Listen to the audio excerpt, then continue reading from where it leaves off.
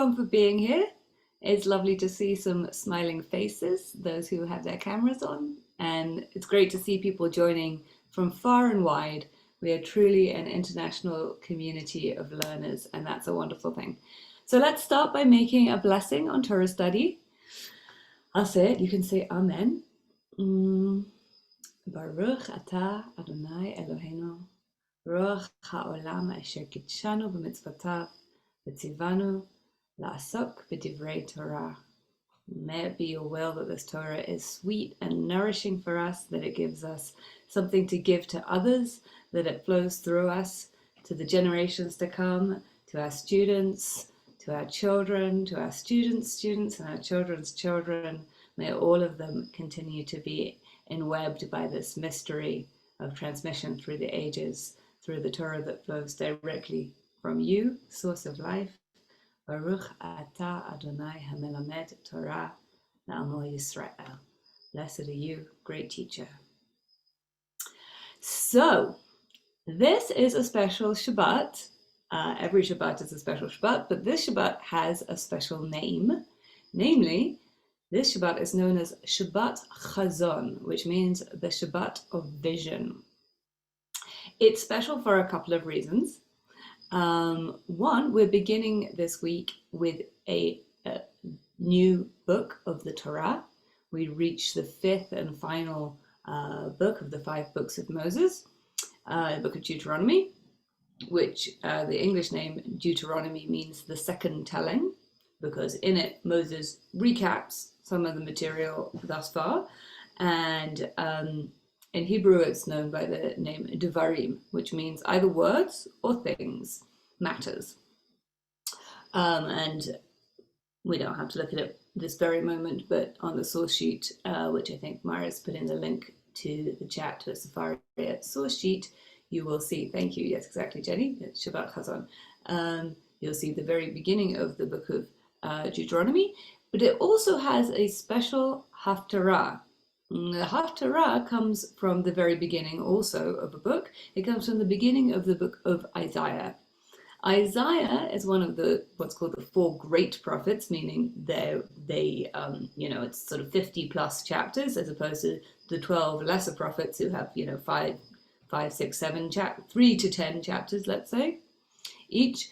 Isaiah is the longest book of the prophets by number of chapters. Actually, Ezekiel and Jeremiah are longer by number of words, but Isaiah is one of the greatest of all the Hebrew prophets, and this is where we begin to read his prophecies today as well. And as you'll see in the source sheet, he begins his prophecy with the words Chazon. That's the very first word of the book of Isaiah, which means vision. It says, Chazon Yeshayahu ben Amutz. This is the vision of Isaiah, the son of Amutz. And then he goes on to say when he lived. He gives us, hopefully, some historical data that gives us a little ability to actually know something about when he lived, which is actually a little unusual. They don't all do that. And Mara, let's just put up the source sheet for a second.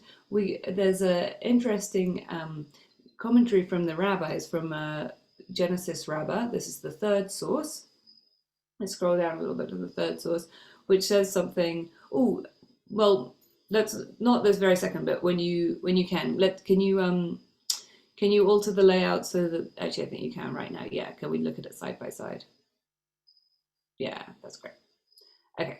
So here, Bereshit Rabbah, Genesis Rabbah, the rabbis actually give a sort of interesting aside that there are 10 different terms used in the Bible to refer to prophecy. And one of them is the word nevuah, which you might be familiar with. The word navi, prophet, is the same word. That's what we usually think of as meaning prophecy.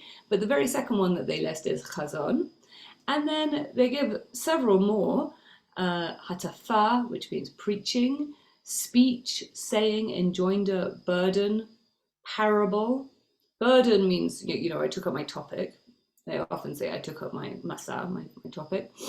Mashal, parable. Melitza, which is another term for sort of parable or figurative speech. And chida, which means riddle. So we could, of course, unpack this at length. I think it's interesting to note that although we might think of prophecy often as being a visionary state, something that is seen, in fact, many of these words would seem to be things that the prophet heard. An Amirah or a Dibur, same word as Devarim, the name of this book of the Torah. So one thing to understand is that people can receive information in numerous ways, actually, through all the senses. Some people are clairvoyant, so they see things. Others are clairaudient, they hear things. And some are clairsentient, meaning they just simply feel something, like a gut response or an intuitive, like I got a funny feeling about that. And actually, interestingly, some people even get intimations of what's going on through their sense of smell or sense of taste. And not just that they can smell like what's physically in the room. I've heard people describe to me in situations, for instance, where a big healing has taken place, that a scent entered the room, or actually sometimes people feel the presence of a departed loved one where their smell shows up, or a smell that was associated with them shows up. Anyway, that's just an aside. But interestingly, the rabbis say here that Hazon, vision, is the most intense or powerful form of prophecy, or possibly the harshest form of prophecy. The word here used is kasha, which means hard, literally. So, and then they give a proof text later in Isaiah where he says, a chazut kasha has been told to me, a very harsh or intense vision. Okay. So this is why the Shabbat is called Chazon on one level, because it's the first word of the Haftarah. And this Haftarah always goes with this Parashat, and it always falls at this particular point in the calendar. So this is a good moment for me to ask you, what is the vision? What is being seen? And don't scroll down yet, Mara. Let them think. Don't want to just give them the answers. We'll get to the answers in a second. But what is being seen or foreseen? Any thoughts? You can put them in the chat. Well, I'll tell you what I think, and anyone who's having the... okay, so Howard says, the destruction of the temple. Okay, so this coming Thursday, we reach the very saddest, most tragic day of the Jewish calendar, Tisha B'Av, the 9th of Av, on which we commemorate the destruction of the temple not once but twice, once by the Babylonians, and then a second time 600 years later or so by the Romans. And also we use it as an opportunity to grieve many other tragic events in Jewish history and in the world today. And as Mara mentioned, the course helping folks get more spiritually prepared for the High Holy Days actually begins with a module on Tisha B'Av, because we have this idea that it's from the place of destruction that the new hope can sprout. The new cycle begins actually from the very lowest point in the year. Right, so that's one aspect of what is being foreseen, and we'll look at what Isaiah's vision is in just a second. But I think it's worth talking as well about what Deuteronomy is seeing, what Moses is seeing.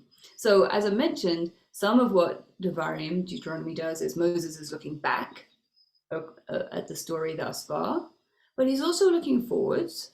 He begins to describe also, what will happen when they come into the land. The conditions and the apportionment of the territory. There's a lot of, we see from the first source on the source sheet, Deuteronomy begins with a whole list of place names, and throughout the book there are a lot of place names, suggesting that actually it's sort of at the edge of known history. That for, I won't say the readers at the time, because people didn't really read, they listened, so for the listeners at the time, these place names were probably familiar. Like, it begins to intersect with what the audience actually knew. So in a way, this is sort of Deuteronomy is at the edge of known history, and you even get some kind of little intimations of this, of the edge of history. For instance, in the very first verse in Devarim, in Deuteronomy, we could put the source sheet up again, I suppose, where Moses says, Eila hadvarim asher diber Moshe el kol Yisrael. These are the words which Moses said to all the children of Israel, be'ever hayarden, on the other side of the Jordan, which suggests that to the listeners, they're on the Israel side of the Jordan, and the book is being located on the other side of the Jordan, meaning on the Jordan side of the Jordan. We're right back up at the top in the very first verse. So it's a little sort of glitch, which suggests, it's actually written later once that people are in the land, and it's setting itself on the other side of the Jordan. But we can see here this kind of like it's really it really is talking about history that was much more familiar, as opposed to the previous books of the Bible, which were really dealing more with the kind of territory of the ancient and the mythic. And also, even the Orthodox rabbinic tradition sees Deuteronomy as being a little bit more human in origin, as opposed to the previous books of the Bible, which are dictated by God to Moses. That Moses' human authorship is seen as being more interwoven, and certainly for biblical scholars and historians, they see this as being a distinct text, and much of Deuteronomy is thought to have been written by the same author as the book of Joshua. The book of Joshua is the beginning of the next section of the Tanakh, the Nevi'im, the prophets, and that's where the story actually continues, and they reach the promised land, and there's much parallel between the book of Joshua and the book of Deuteronomy. So in a way, Deuteronomy is both looking back to this theme of Hazon, and it's very much looking forward. And its concerns are in many ways more future-oriented, more contemporary. The society that Deuteronomy is discussing is more urban, less agrarian, and its concerns are more to do with ordinary people, whereas the previous legal material we've had in the Torah has a lot to do with the priesthood. Deuteronomy is not that interested in the priesthood. Deuteronomy is interested in regular householders and how we as ordinary people should behave and what our responsibilities are to one another. In some ways, it is also more progressive in terms of the society that it sees and the laws that it lays down for fair treatment of everybody in the society. So in all these ways, it's a little bit more forward-looking. And then, as folks very correctly said, the other thing we're really looking forward, we're not really looking forward, but we're looking towards, is Tisha B'Av, the 9th of Av, which is coming this week. And that's why the Shabbat is, that's why Isaiah's vision is, I think, the rabbis decided to pair this Haftarah with this Torah portion, because in it we begin to see this concern about the destruction as it's coming. So let's have a look at source number 6. Here, back up a little bit. Oh yeah, here we are. I actually meant 5. Sorry. No, I actually meant 4. Oddly enough, the numbering system is different on my source sheet. How strange. Okay, so here, Isaiah chapter 1, verses 7 and 8. This is in the middle of our Haftarah. Bit of a depressing vision. Isaiah says, "Your land is a waste, your cities burnt down. Before your eyes, the yield of your soil is consumed by strangers. A wasteland as overthrown by strangers. Fair Zion is left like a booth in a vineyard, like a hut in a cucumber field, like a city beleaguered," meaning like a temporary like harvest shack that's been put up while the harvest is there, and then if you've seen like an abandoned shed in a field that it's begun to fall apart as it's been left there. So those of you who have read the book of Lamentations, which is the book that we we read on Tisha B'Av, on the 9th of Av, we'll notice definitely some similarities, both in the theme.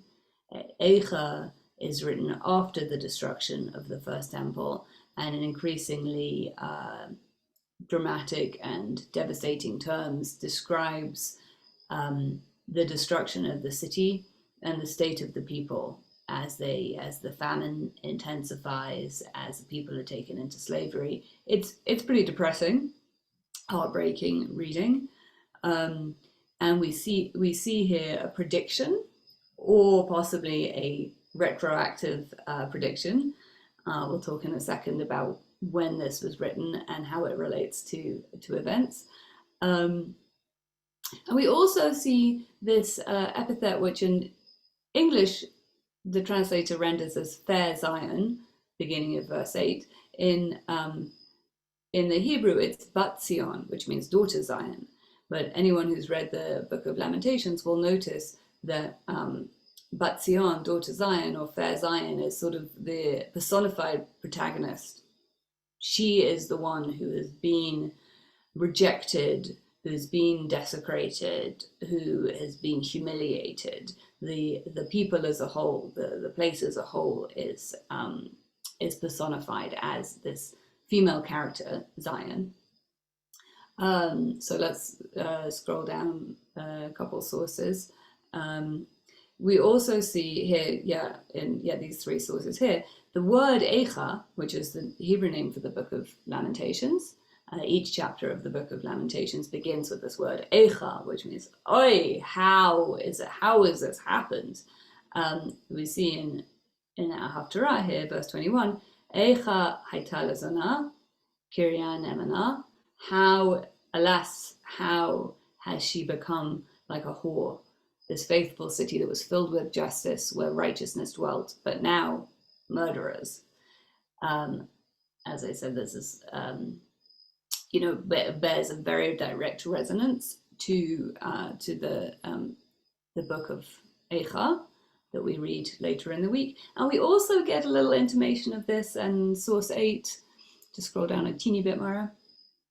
Thanks. From Devarim, from our Parashat, where Moses says, a little less despairingly, but still, with a little like, oi, the Eicha means how, but it has this connotation. Maybe mostly it has this connotation because of the book of Eicha, the book of Lamentations.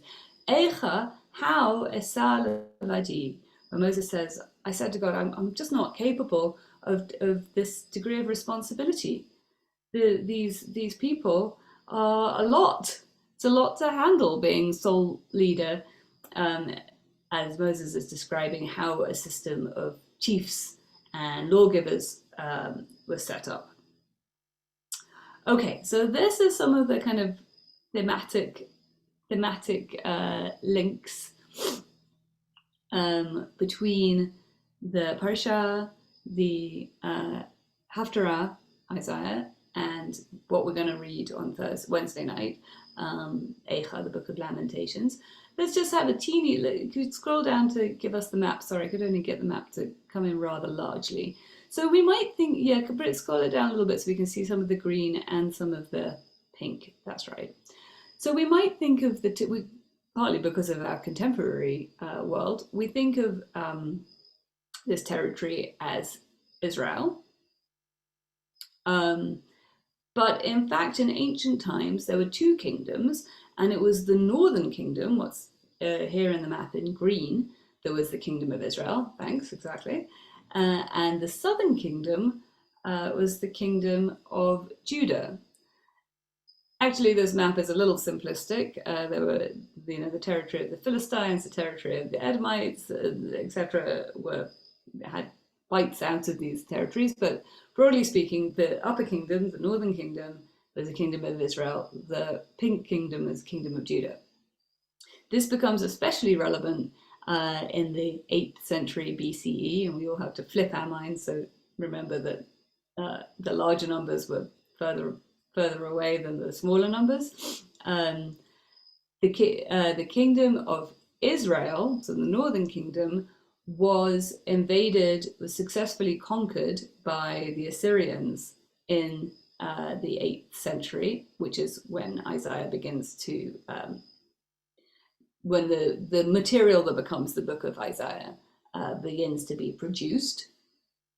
How the prophets actually, the books of the prophets actually came to be is an interesting and complicated story, which is, we're not going to get into that much today, but just to say they were probably actually orally transmitted for many generations before they were written down.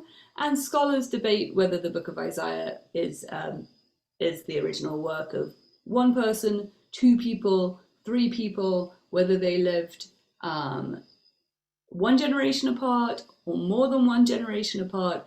It's quite likely, given the span of what it covers, that some of it, that it was written over quite a long, or it was channeled over quite a long historical period, and then orally transmitted for several generations, and then written down.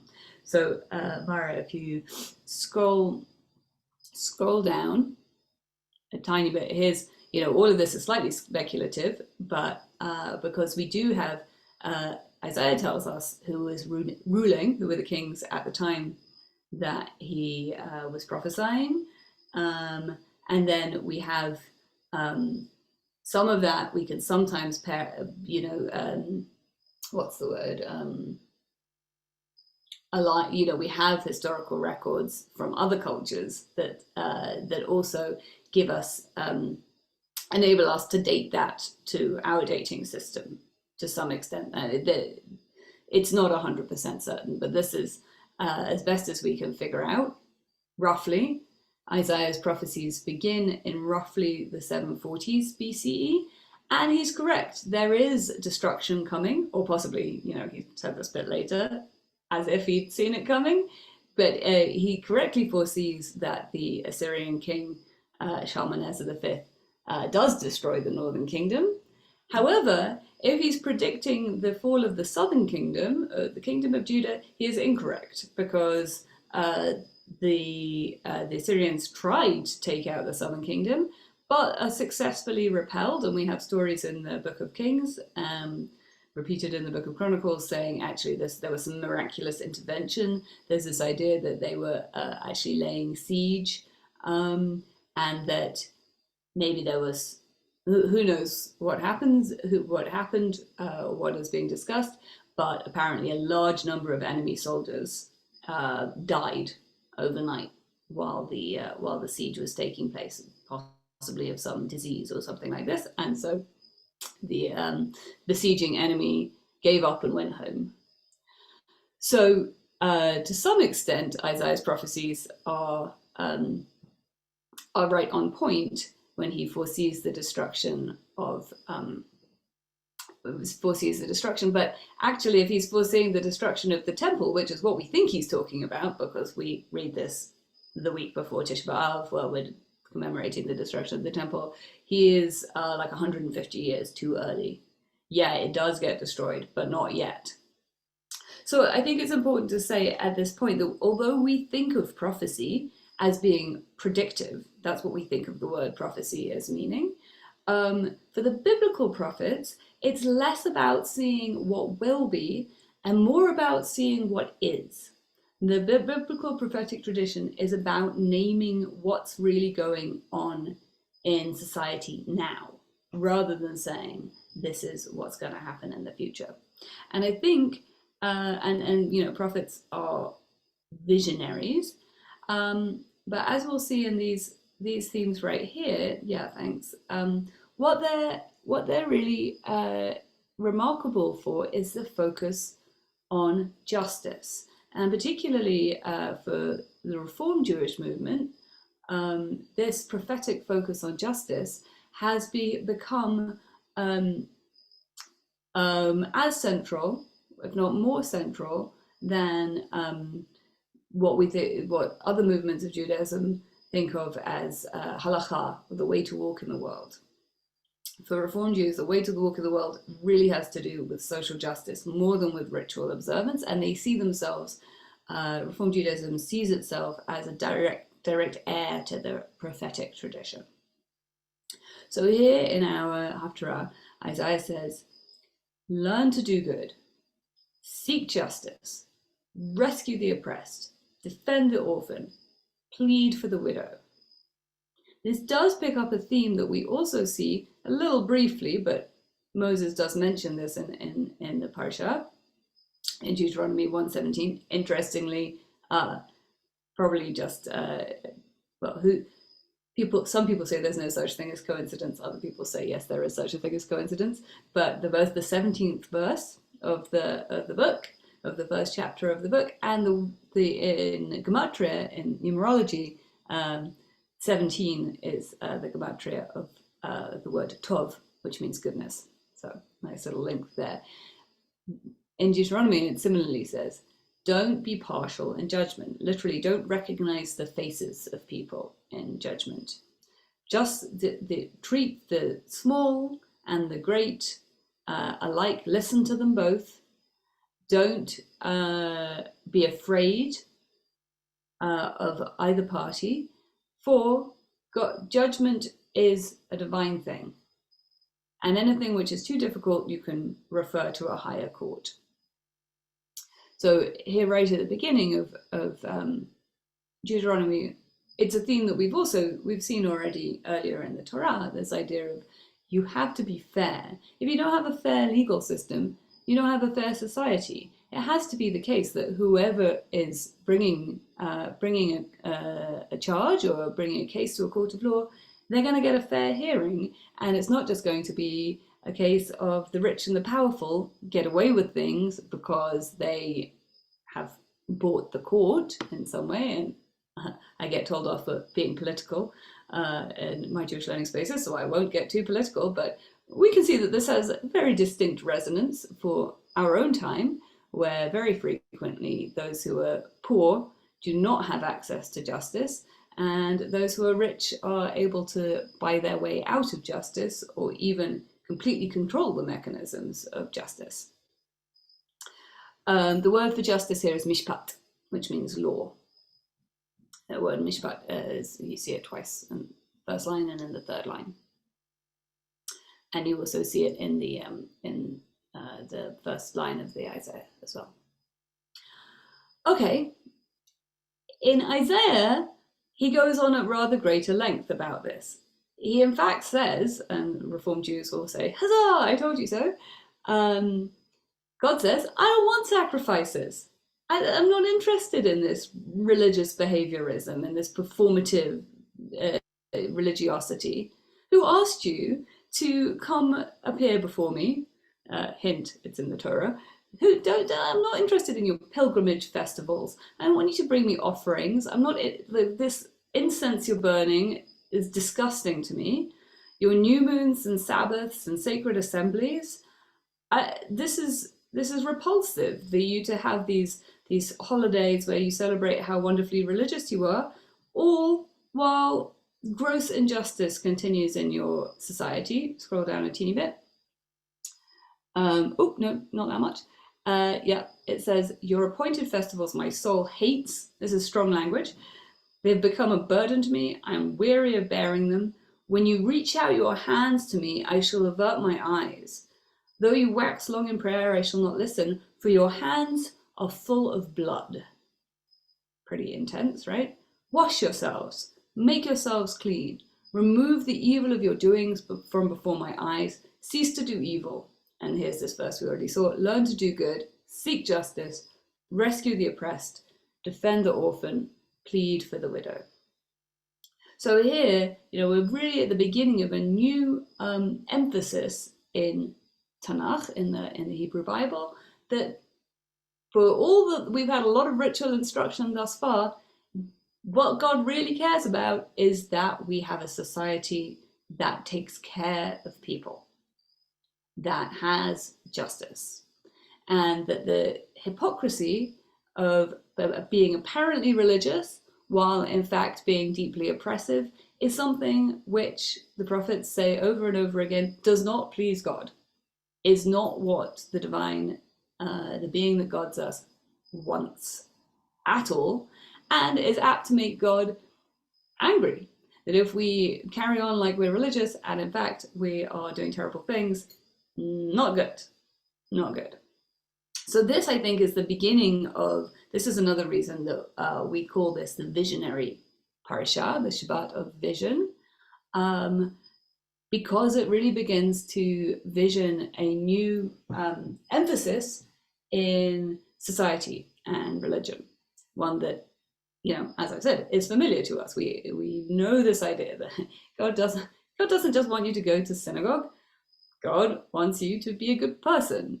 And just to plug the High Holy Days course again, we talk about this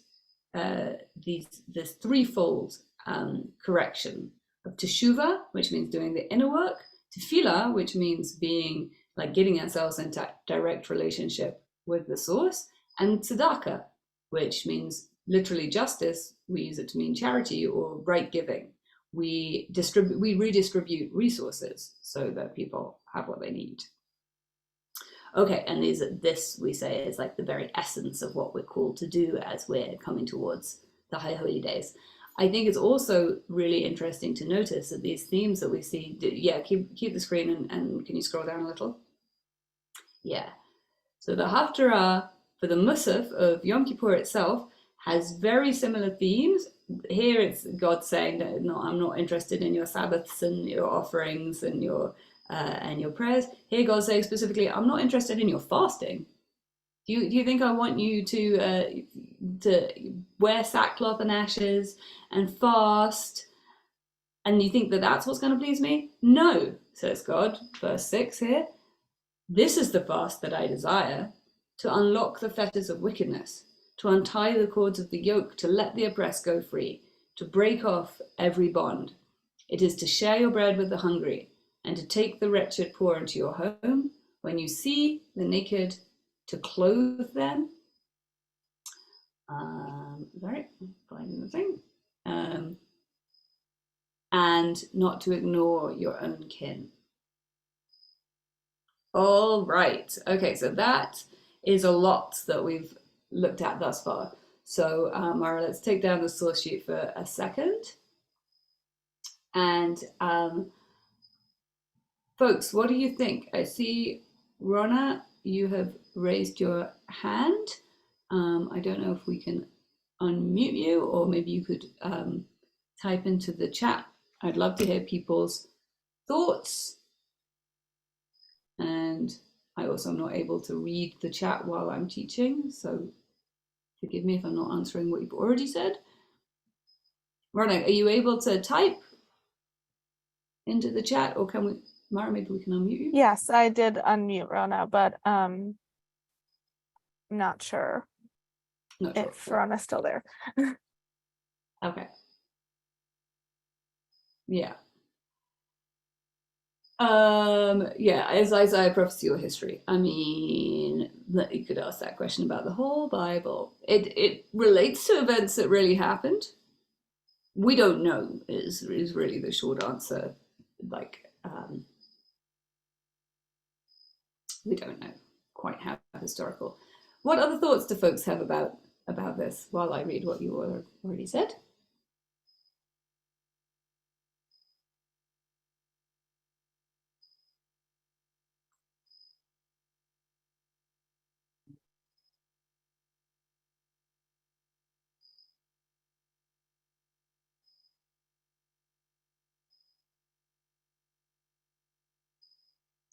Yeah. I mean, there's definitely places where the Jewish community is comfortable calling it out injustice, and other places where the Jewish community is very uncomfortable. Much of the Jewish community is unwilling to call out injustice. That is also true. And there are factions within the Jewish community that will try to silence other factions within the Jewish community calling out certain injustices. That is very true.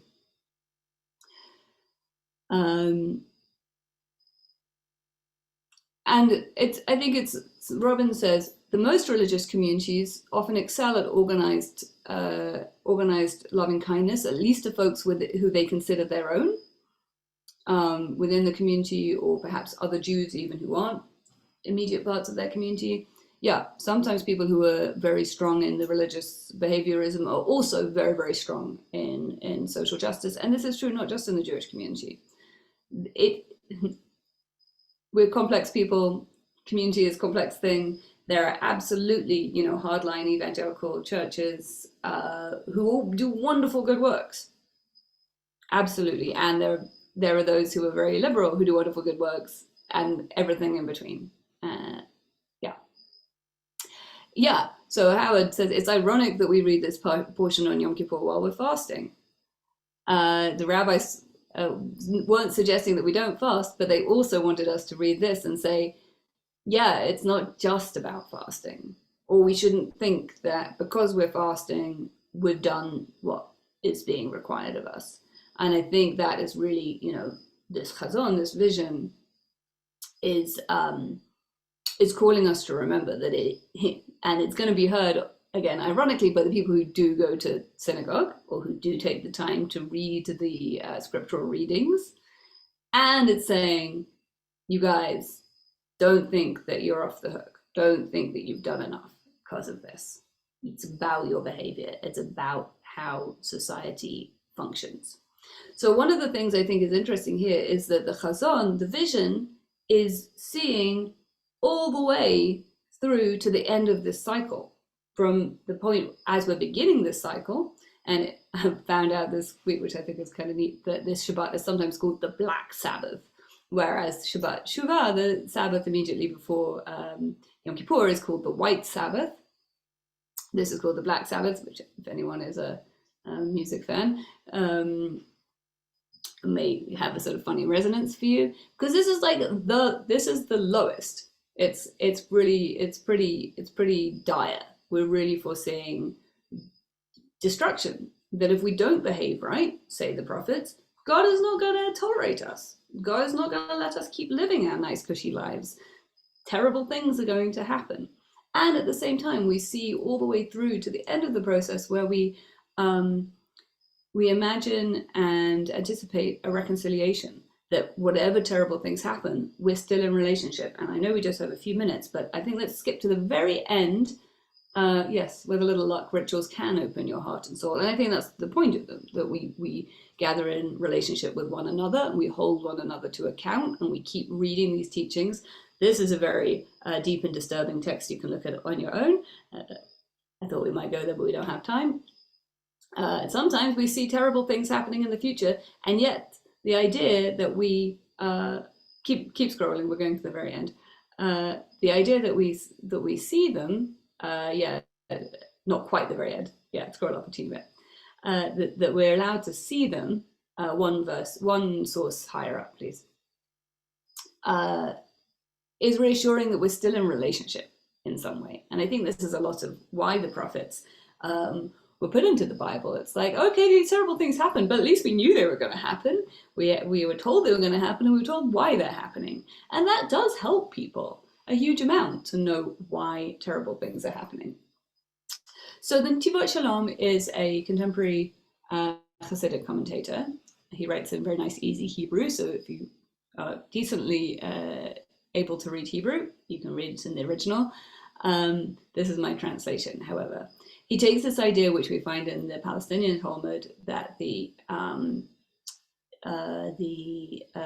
mourning of Tisha B'Av is not just for the destruction that happened in the past, but rather for the fact that our world is still so broken that we don't have a rectification of this. And thus, it's really about it's reminding us that we need to do tshuva every year when we celebrate this holiday of destruction. It's because we are still in such a state as a world that we can't have a rebuilding of the sacred, we can't have a rebuilding of the temple. So this is what he says about Isaiah's vision. He says, this is the nature of Isaiah's vision, and the use of the word, Chazon, indicates its greatness, which is, far above the logical.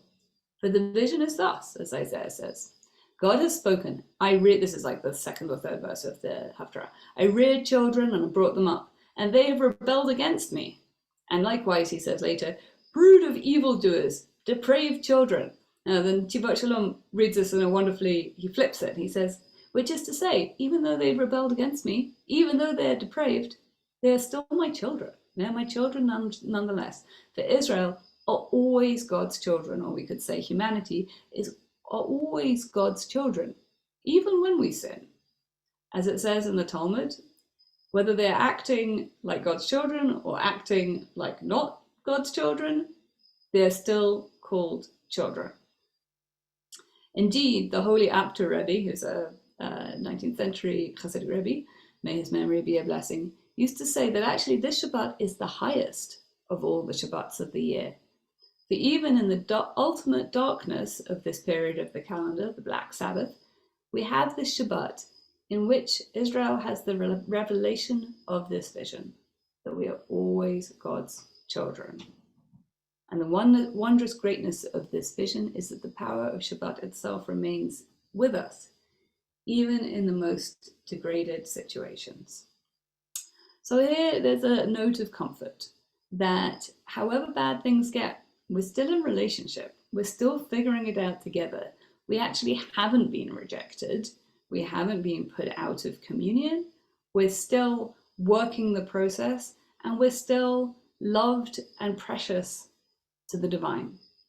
So, as usual, a bit of a lightning tour of many things, as we just have a short time together, but I hope this gives a little inspiration as we enter Shabbat.